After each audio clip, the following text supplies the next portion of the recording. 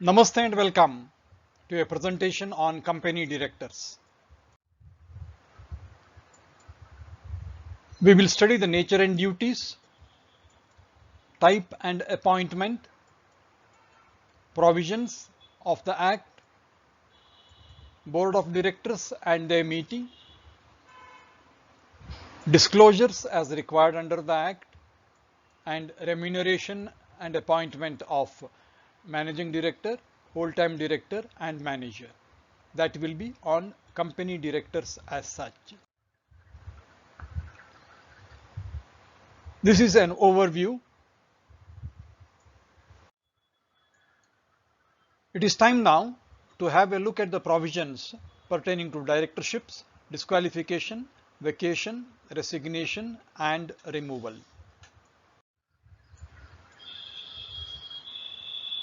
Section 165 talks about the ceiling on number of directorships in a company. It says a person can be a director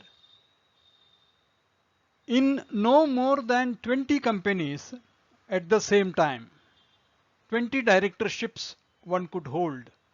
This includes alternate directorships also.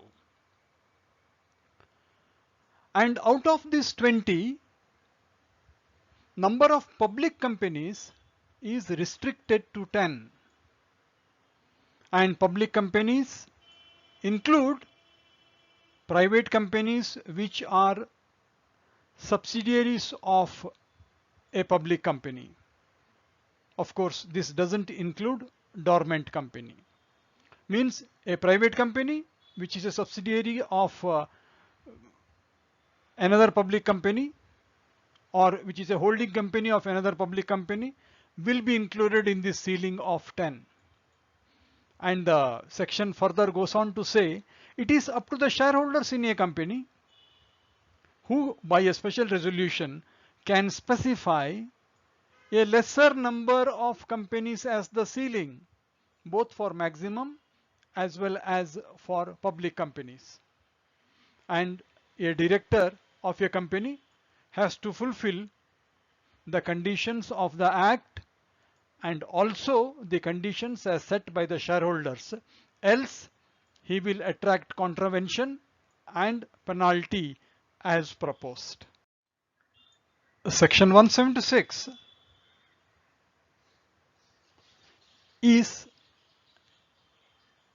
a provision which protects against the validity of appointment of a directors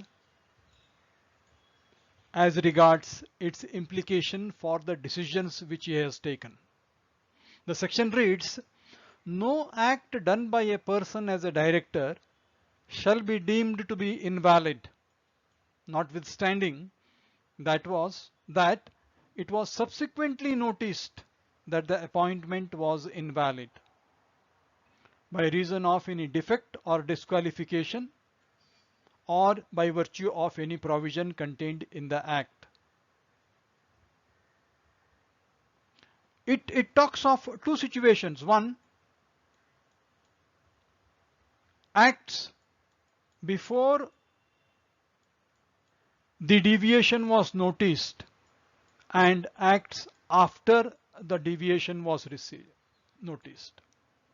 Any act done before the deviation or defect was noticed, it is valid. But any act which is done by a director after noting that there is invalidity in the qualification or appointment, this will not be valid.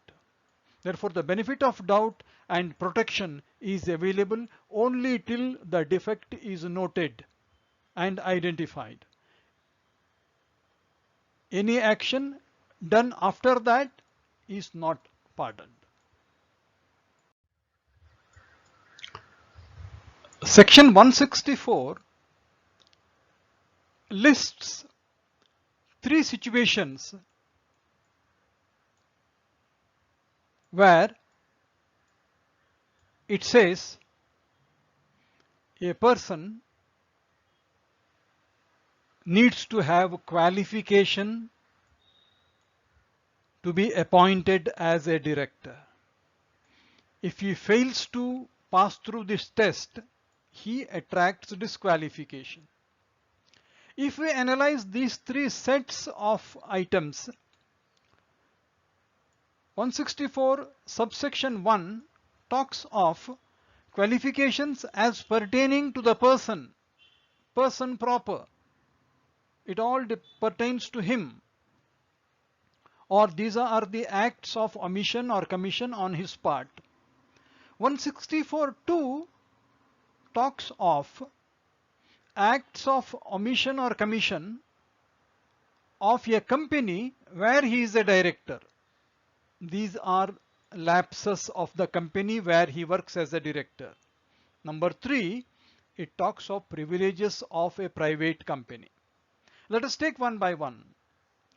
What are the personal disqualifications which prevents a person from being appointed as a director? Number 1, he is declared as of unsound mind by a competent court. He is an undischarged insolvent, or he has applied for adjudication as an insolvent and his application is pending. And fourth one, he is convicted by a court for imprisonment of not less than 6 months and 5 years have not expired since the expiry of the sentence. He was sentenced for 6 months. He completes sentence in 6 months. After that, a period of 5 years should be complete, but till such time there is a disqualification. But in respect of conviction, there is one more interesting requirement. It says this concept of 5 years and 6 months is all fine, but look into the total sentence. If the sentence passed is 7 years or more, he shall not be eligible to be appointed under any circumstance in any company. Means the conviction by the court should be less than 7 years, and after completing those 7 years he should have completed 5 years, then only he could be taken. But if the sentence itself is for 7 years and more, he is permanently excluded. And there is a disqualifying order passed by a court or tribunal against him and which is in force. Next point, point number 6 is he has not paid any calls on his shares and 6 months have already lapsed for payment of call. He is convicted under section 188 in respect of related party transactions during the last 5 years. He has not procured the director identification number, and 165, he has violated the condition of ceiling on maximum directorships. If he does any of these things, attracts any of these, it is his personal lapses or personal disabilities. Second set, where he is a director presently, if the company where he is a director, if there is a lapse on the part of the company, there also he will suffer disqualification.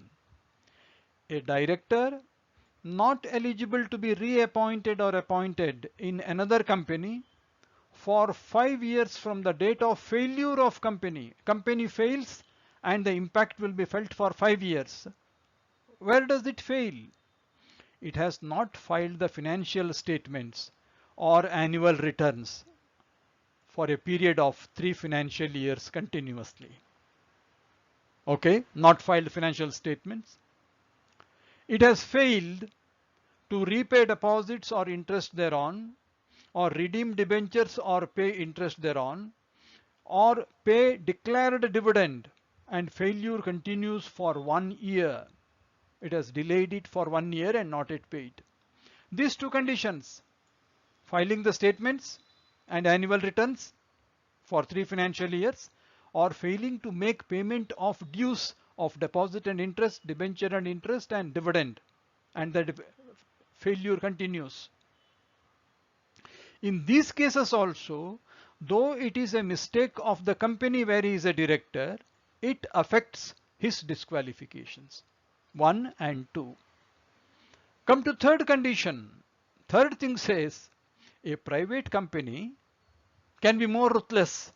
In addition to this point number 1 and point number 2, it can provide for additional disqualifications. That adds fire to the fury. This is so far as disqualifications for appointment of a director. In the sense, if any of these conditions are fulfilled, the person cannot be considered for appointment as a director. Section 167 talks about vacation of office of director. If we can take section 164 disqualifications as the cause, section 167 is the effect. Section 164 lists out all disqualifications a director suffers, and consequence of that is indicated in 167. Here it lists out not only section 164, it has got a list of other things which action of a director will result in vacation of office. No need to repeat.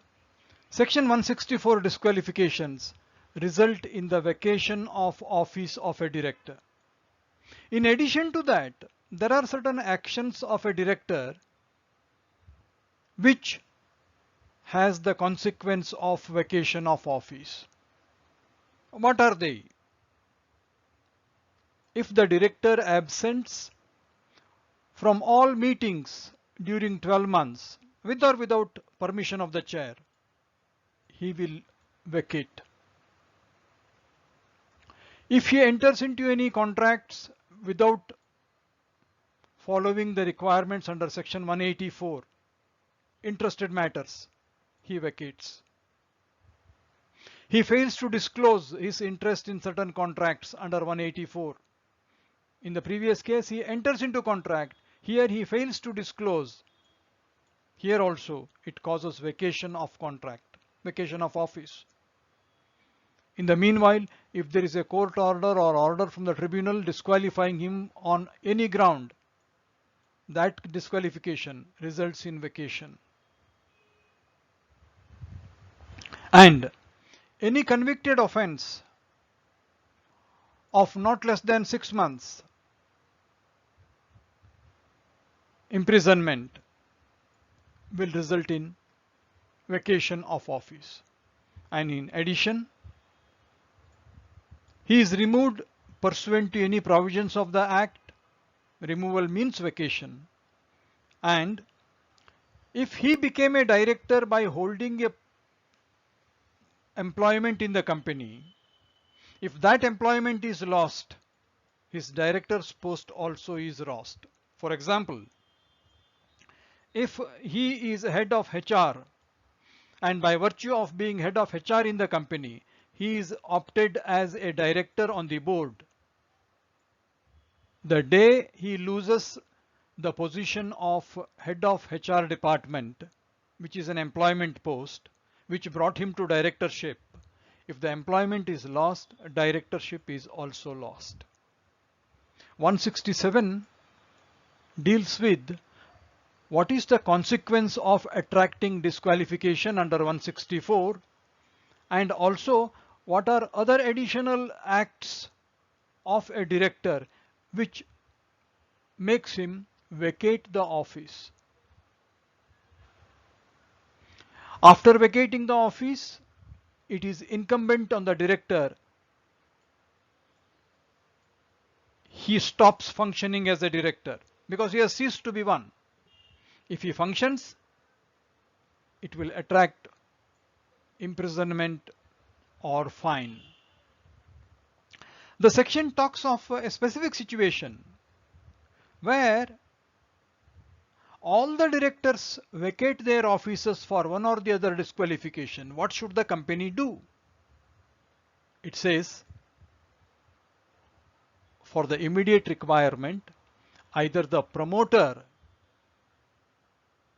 can appoint required directors or the central government may be requested to appoint required directors to hold office till directors are regularly appointed in the general meeting.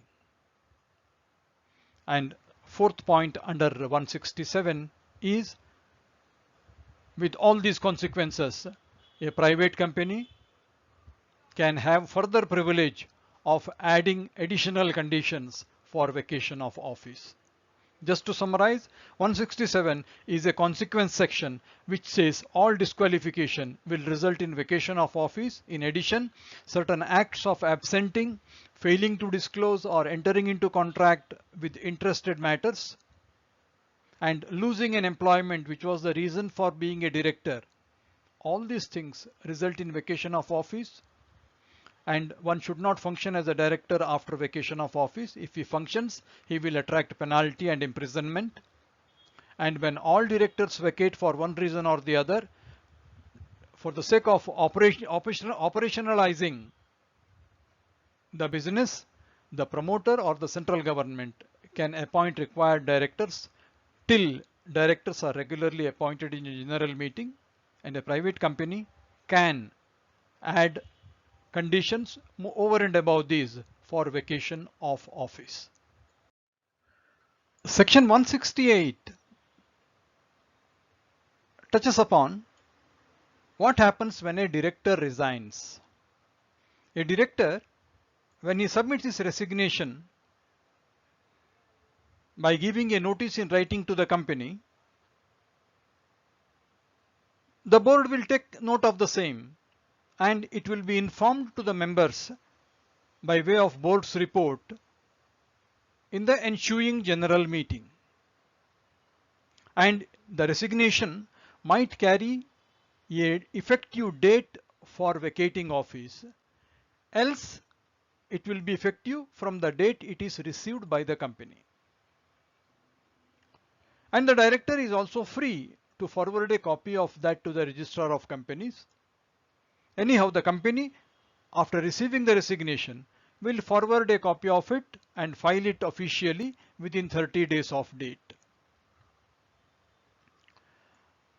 Once a person resigns, his liability for future transactions is not there. However, his liability for actions taken during his period will be persisting and continuing. And as we have seen in case of vacation of office by all directors, where all directors of a company resign for any reason, once again the promoter or the central government can make the interim appointment of a requisite number of directors to operate till the general meeting makes a regular appointment of directors. A removal of directors, as indicated in section 169, makes a subtle discrimination between directors appointed under the principle of proportional representation and others. It says this section of removal of directors is not applicable where directors are appointed under proportional representation system. In the other alternative, in the normal course, if the directors have been appointed, then it says the procedure is different for an independent director and the procedure in respect of any other director. In case of independent director, the resolution should be a special resolution. In case of other director, it should be an ordinary resolution. So far so good. But whether it is special resolution or ordinary resolution, for removal of a director, there is a process. A notice has to be given by the members who want to remove a director. That notice has to be given ahead of the meeting. And that notice will be sent to all the members of the company. The moment a notice of removal is received by the company,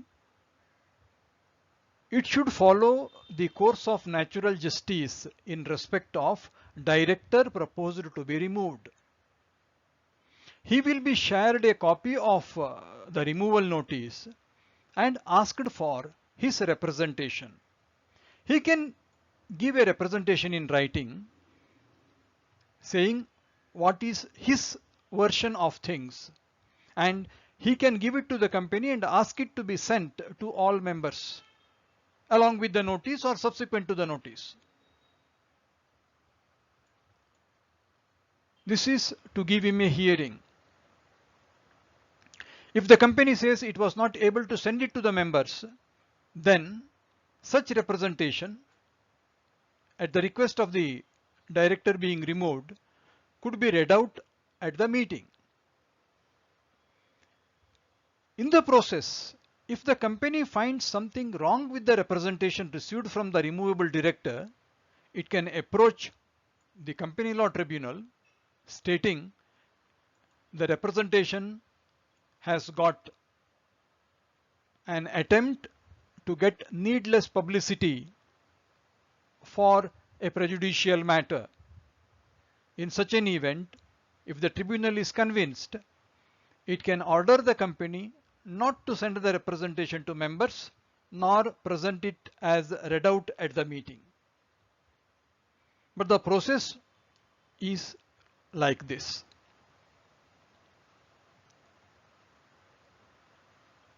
Once the person is removed by virtue of passing the ordinary or special resolution after the notice and representation, there is a vacancy. That vacancy can be filled by a fresh appointment. But to appoint a person other than the person who is removed, there should have been a notice received by the company for appointing a new person.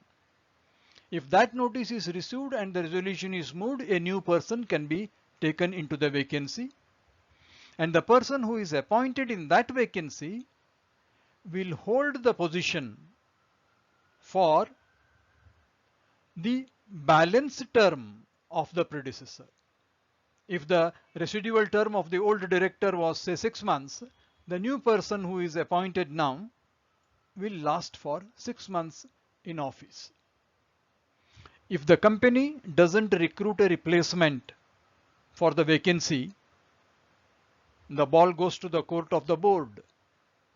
The board of directors can make an appointment treating the vacancy as a casual vacancy, and the person who is appointed in the casual vacancy will continue till the next AGM, where the regular appointment will be made to the position. Whenever a director is removed and he has got another contract of agreement with the company for employment, for breach of that contract, if anything has to be paid to him, the removal of directors will not come into picture. That contract and his rights and enforceable claims under that agreement is independent of the removal. For example, if a person joins as a managing director and he has got a contract to be a managing director and he loses the position as a director by way of removal, the other contract cannot be continued. Then In terms of the agreement of appointment, he has to be paid the compensation. This is 169, which talks of removal of directors and the process to be followed and the result therefrom. With this, we conclude part B, covering provisions in respect of directorships, disqualification, vacation, resignation, and removal. For part A and C, please watch the other two videos. Thank you so much. Thanks a lot.